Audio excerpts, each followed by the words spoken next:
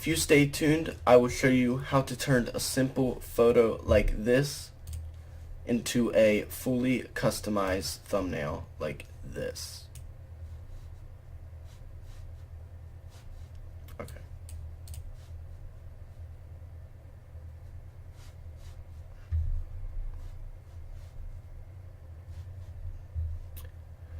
Okay guys, so to make custom thumbnails, first what you are going to want to do is go to File and New, and then you are going to want to set your width as 1080 pixels by 720 pixels.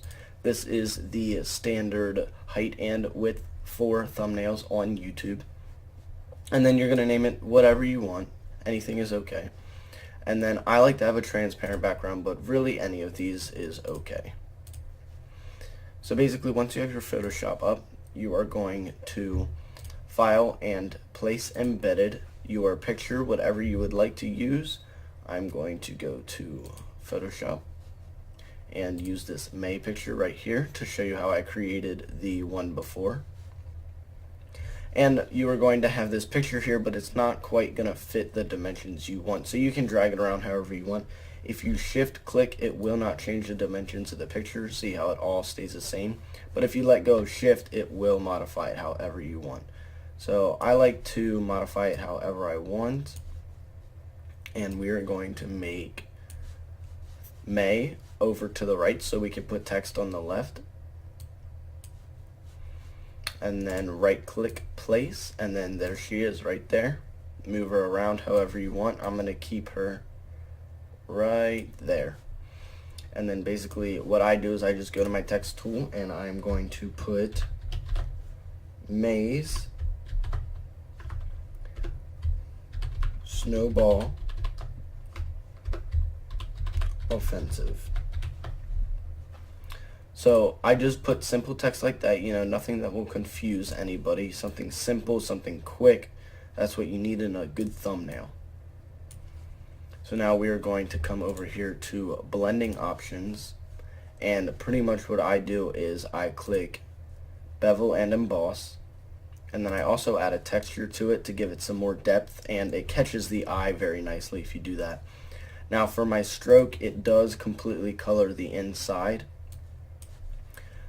What you're going to want to do is turn this size all the way up so that it does fill in the entire thing, because if you turn it down, it is just a stroke, so it will not do all of it.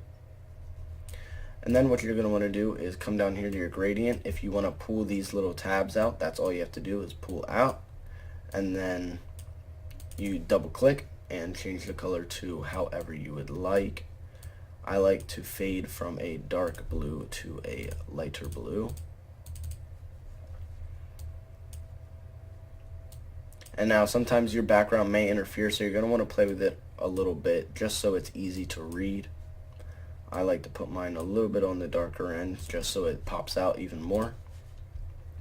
And then what really gives a good thumbnail its pop is the outer glow and shadow over drop shadow. So we're going to give this an outer glow, and we're going to put the opacity to 100. You could play around with this however you want, but if you could just copy what I have here, it will make your thumbnail pop out to the eye, most definitely. And we are going to have the spread a bit low, just to see have that little white outline on the characters right there is good. And then you're also going to want a drop shadow so that it highlights this outer glow even more. So you go to this drop shadow, and you're going to want the opacity around 80. That's where I like to keep it, 70, 80. And then your distance, you do not want it too far, because then that just confuses people and it doesn't look good. You're going to want it about right there. And then the spread, you do not want it too big either, because it'll just look ridiculous. You want it somewhere in the middle. And then the size, obviously, you do not want it to be 250 pixels, just way too much. But 20 is okay.